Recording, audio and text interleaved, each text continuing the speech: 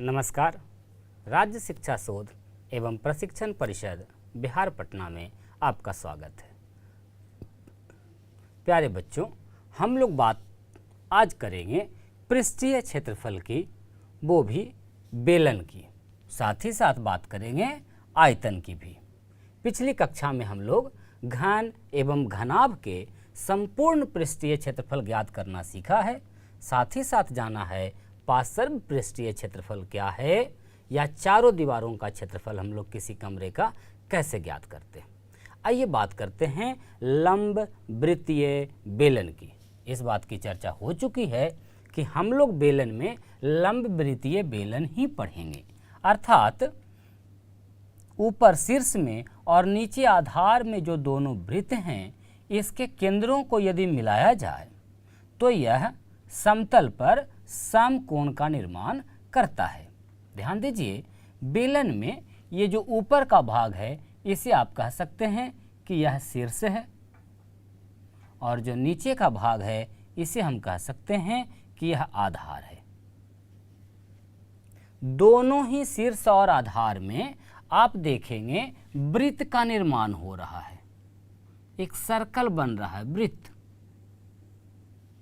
और ये दोनों ही वृत्त सर्वांगसम होते हैं, अर्थात बराबर होते हैं। आपने पढ़ा है कि बेलन के एक युग्म जो पृष्ठ हैं, एक जोड़ा जो पृष्ठ है, वह सर्वांगसम होता है।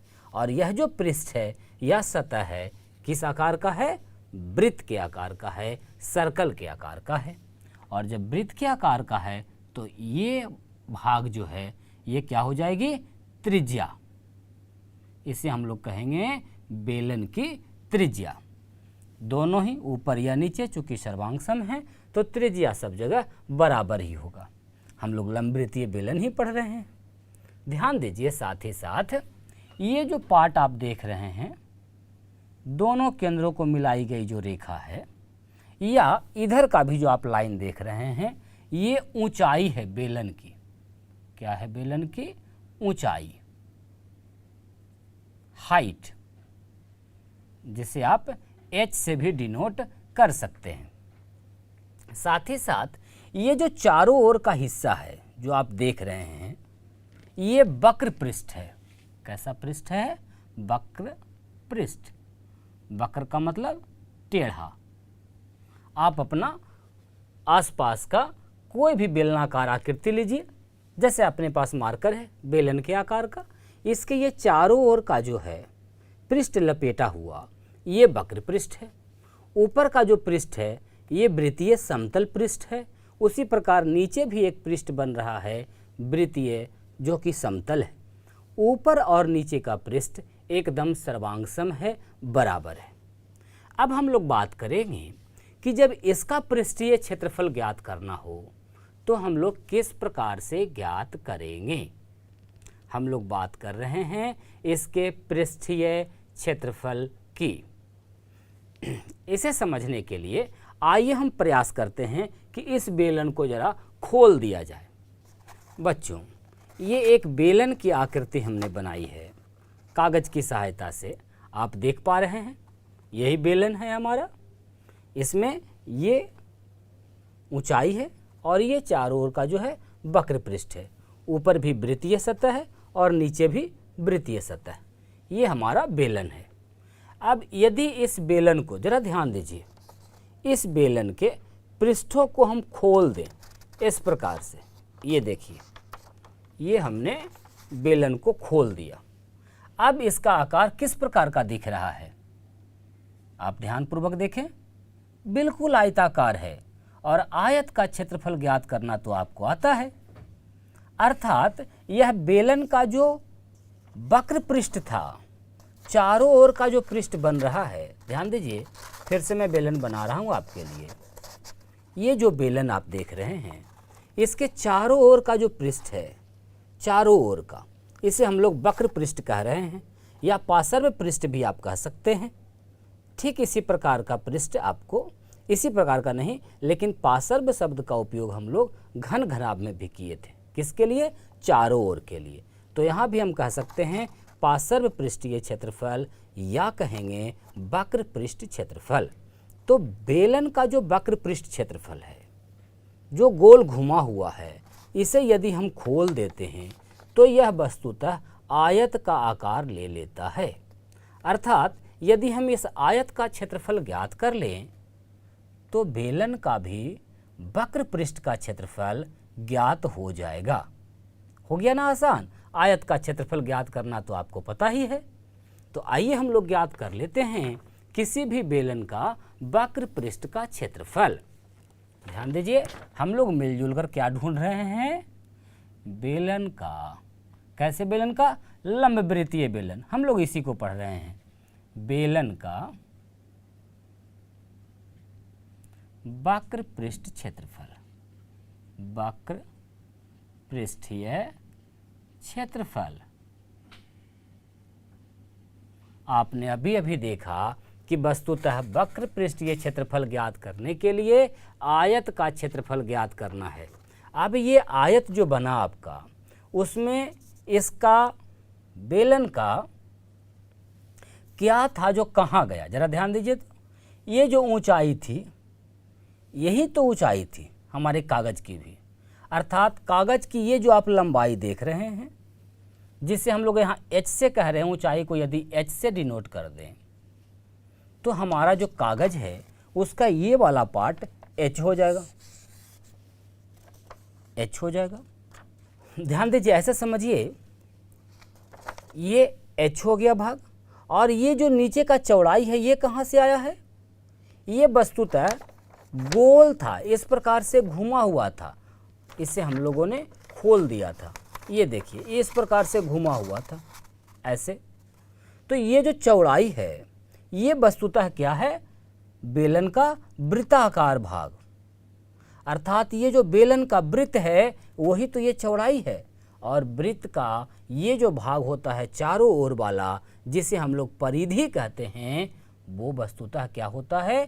2 पाई r। यदि त्रिज्या को r कहा जाए तो हम एक ऐसे बेलन की कल्पना कर रहे हैं, एक ऐसे बेलन का वक्र पृष्ठीय क्षेत्रफल निकाल रहे हैं जिसकी त्रिज्या r है एवं ऊंचाई h है। इसका हम लोग वक्र पृष्ठ क्षेत्रफल निकाल रहे हैं। अब जब त्रिज्या r है बच्चों, तो ये जो चारों ओर की परिधि है, ये परिधि कितनी हो जाएगी? वृत्त की परिधि कैसे ज्ञात करते हैं? आपको पता है? बिल्कुल, 2 पाई r, और ऊंचाई तो h है। अब जब इसे हम आयताकार रूप दिए हैं तो ध्यान दीजिए, इस आयत की जो लंबाई है वो वह h के बराबर हो गया, ऊंचाई के बराबर हो गया, और ये जो चौड़ाई है ये वस्तुतः जो गोल था परिधि, वहीं खुल करके चौड़ाई हो गया, और उसका मान दिया गया है 2 पाई r। अर्थात बेलन का वक्र पृष्ठीय एक ऐसे आयत के क्षेत्रफल के बराबर है, आयत के क्षेत्रफल के बराबर है,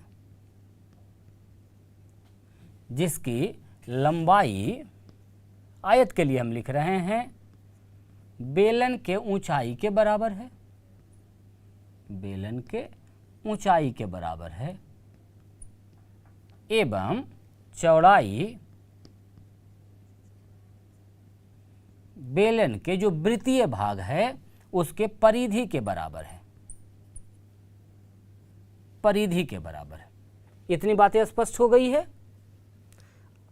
तो आइए क्षेत्रफल निकाल लेते हैं। आयत का क्षेत्रफल तो आपको मालूम है, कैसे ज्ञात होता है बच्चों? लंबाई गुना चौड़ाई से। तो यहाँ भी हम लंबाई को चौड़ाई से गुना कर देंगे, बेलन का वक्र पृष्ठीय क्षेत्रफल ज्ञात हो जाएगा। तो फाइनली बेलन का वक्र पृष्ठीय क्षेत्रफल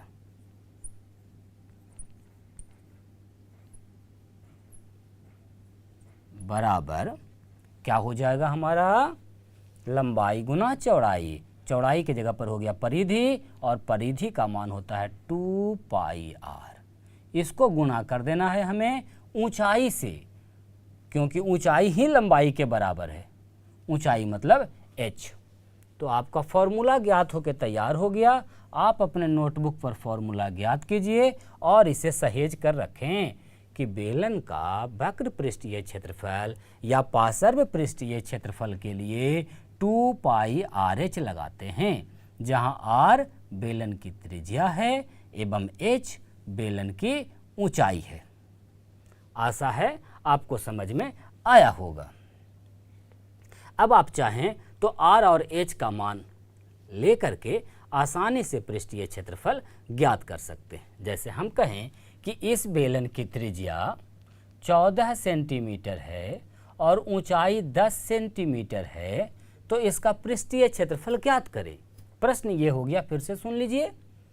एक ऐसे बेलन का वक्र पृष्ठीय क्षेत्रफल ज्ञात करें जिसकी त्रिज्या 14 सेंटीमीटर एवं ऊंचाई 10 सेंटीमीटर है। देखिए कितना आसानी से ज्ञात हो जाता है।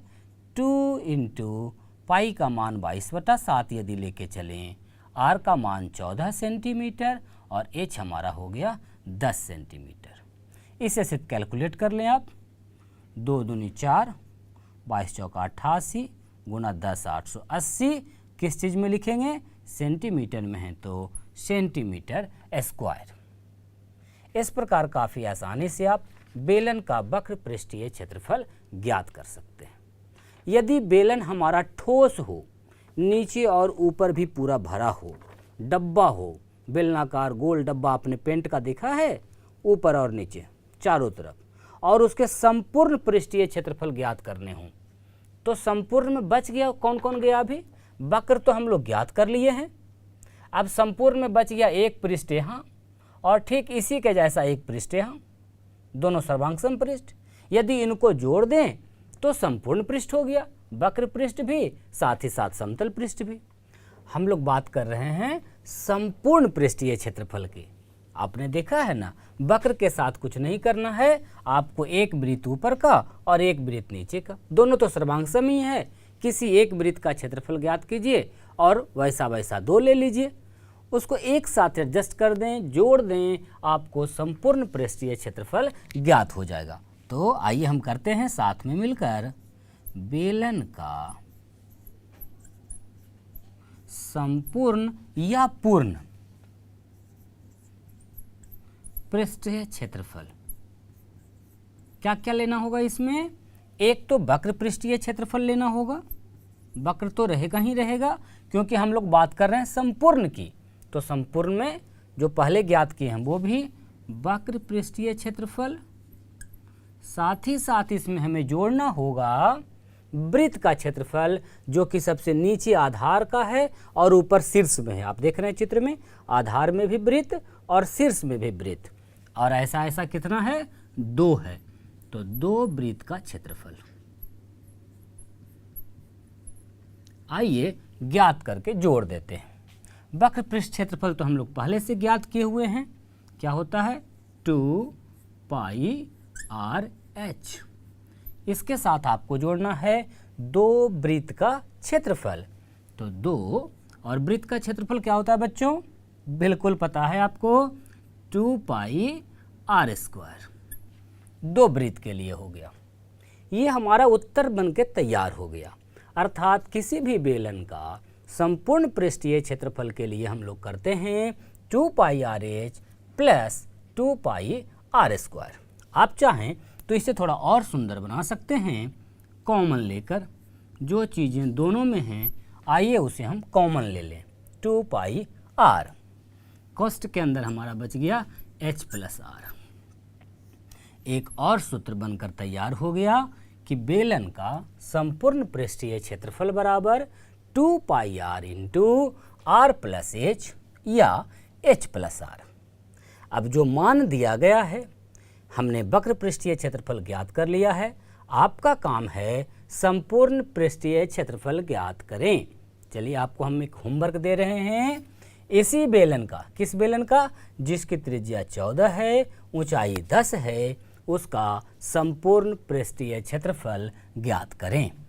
आपसे आशा है कि नोटबुक पर सारी बातें आप नोट करेंगे एवं सारे सूत्रों को खुद से ज्ञात करके लिखते चलेंगे। रटने की ज़रूरत नहीं है। यदि आप खुद से सूत्र ज्ञात करते हैं तो आसानी से याद भी रह जाएगा।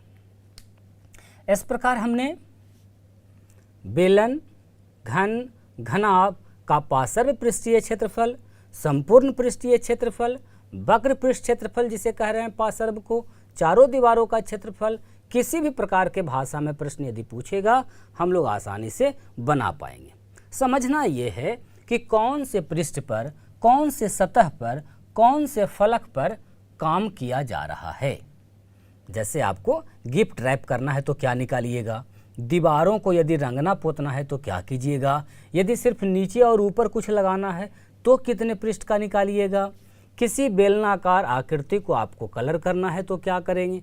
ऐसे ऐसे प्रश्न बहुत सारे आएंगे।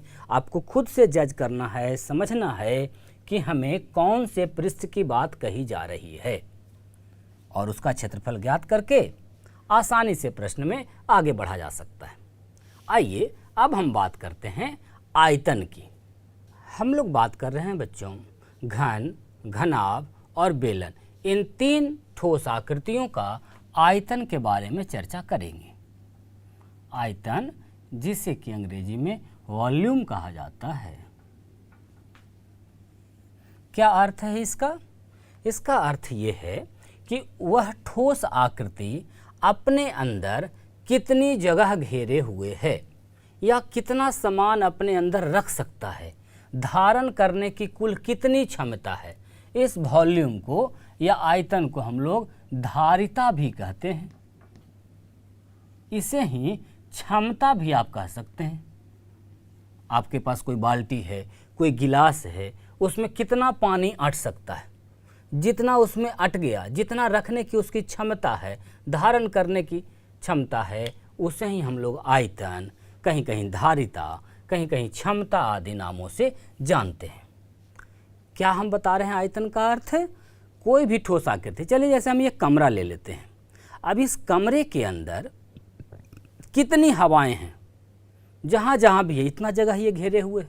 यदि हम बात करें इसके अंदर बहुत सारे अनाज के बोरे रखने हैं। अब अनाज का बोरा कहाँ रखाएगा? क्षेत्रफल में तो नहीं रखाएगा। तो जितने पूर्ण रूप से अनाज के बोरे इसमें अटेंगे वो सब के सब कहाँ से?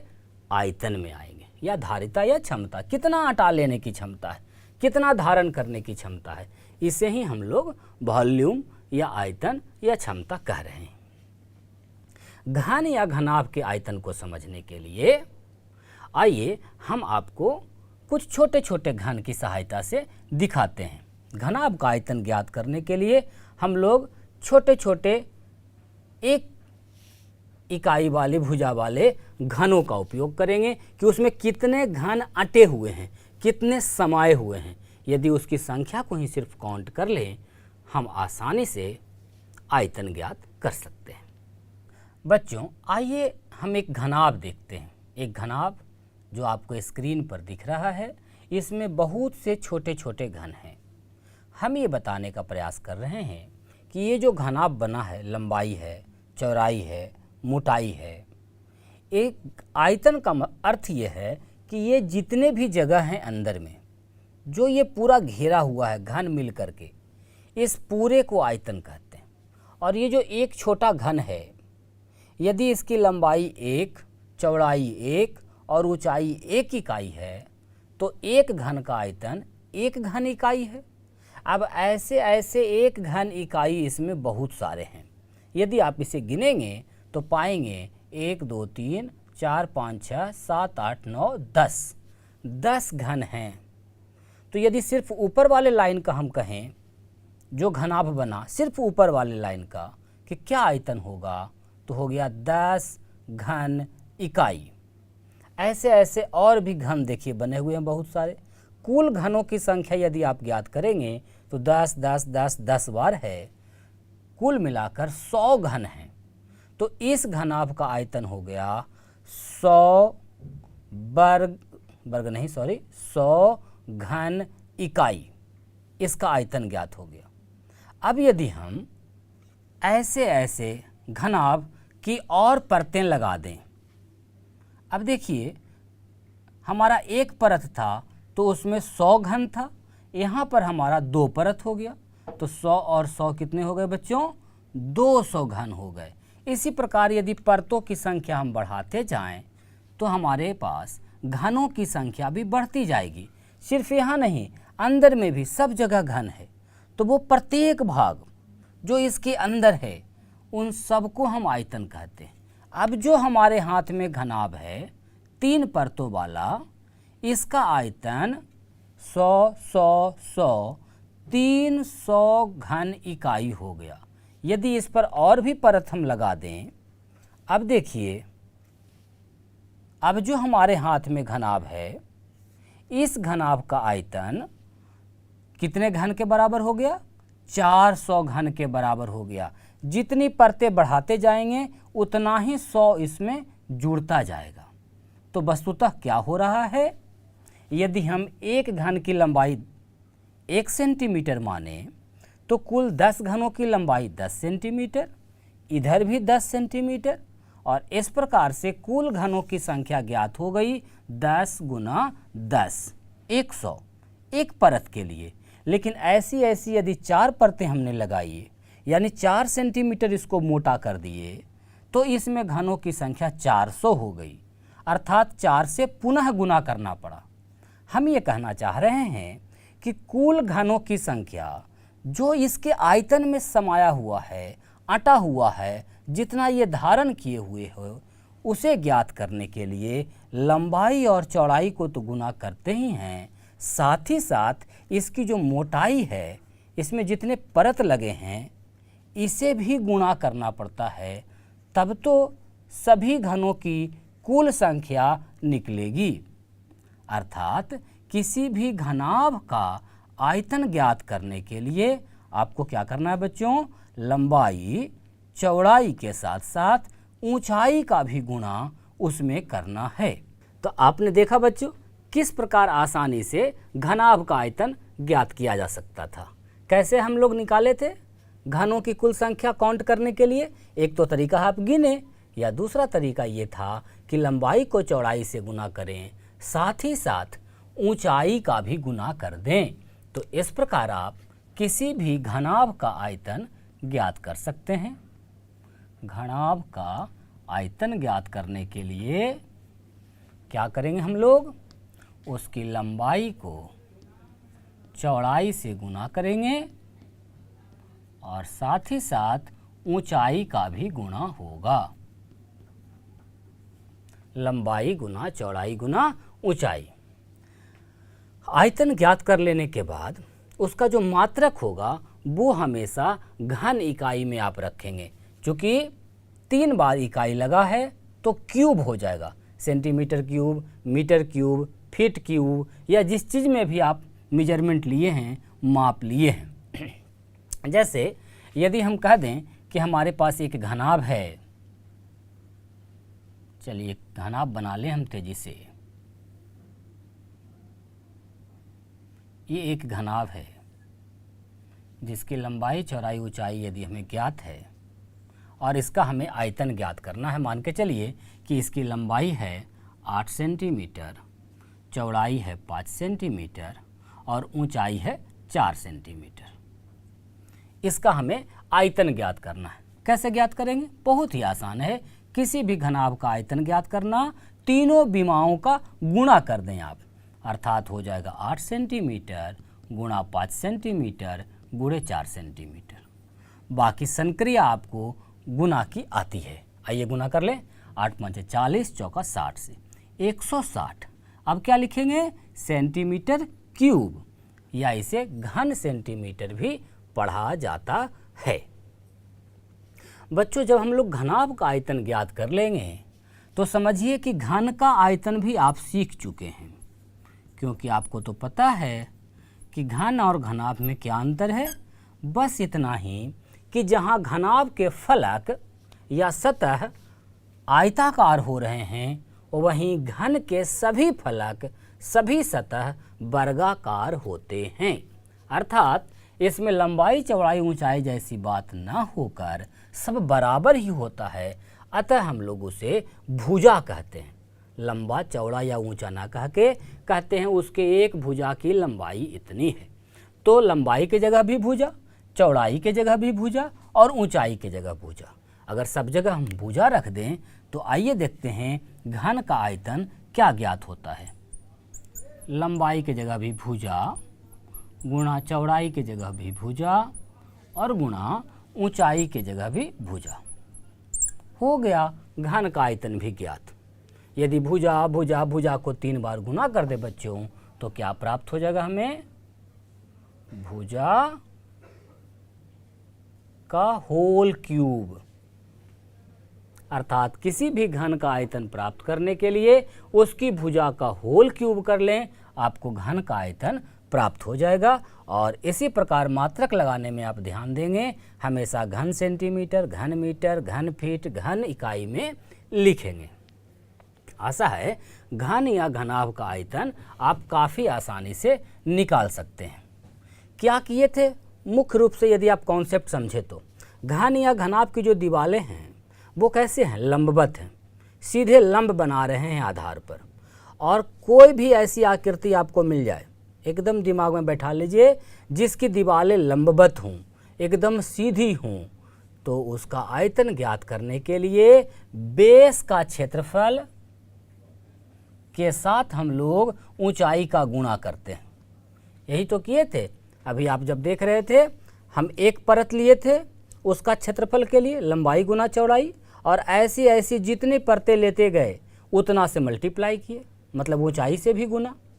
तो ऐसा कोई भी आपको ठोस आकृति मिले, ठोस आकार मिले, जिसकी भुजाएं, जिसकी दीवारें लंबवत हों, जिसकी जो साइड की भुजा है या दीवार है ये यदि लंबवत हो। हर बार आपको फॉर्मूला याद करने की, ज्ञात करने की ज़रूरत नहीं है। एक बार यदि आप समझ बना लेते हैं तो ऐसी सभी ठोस आकृतियाँ जिसकी जो दीवारें हैं बगल की वो लंबवत हैं, सीधी खड़ी हैं, तो उसके आयतन के लिए हम लोग क्या करते हैं? आधार का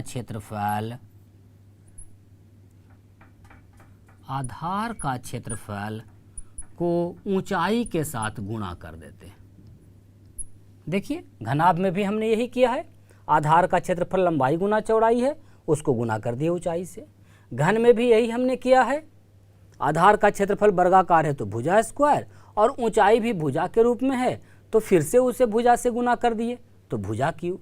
अब ऐसी जो भी आकृतियाँ आपको मिलेगी ठोस, जिसकी बगल की दीवारें लंबवत हों, सीधी हों, 90 डिग्री के कोण पर हों, उसका आयतन ज्ञात करने के लिए आपको कुछ नहीं करना है, आधार का क्षेत्रफल ज्ञात करना है। यदि आयताकार है आधार तो लंबाई गुने चौड़ाई, वर्गाकार है तो उसी प्रकार से कर लेंगे भुजा स्क्वायर, या किसी भी आकार का है तो उस आधार का क्षेत्रफल को हम लोग ऊंचाई के साथ गुणा कर देंगे। तो आइए एक और ठोस आकृति हम लोग बेलन पढ़ रहे थे, उसका भी आयतन, धारिता, क्षमता जो भी कह लें साथ में ज्ञात करते हैं।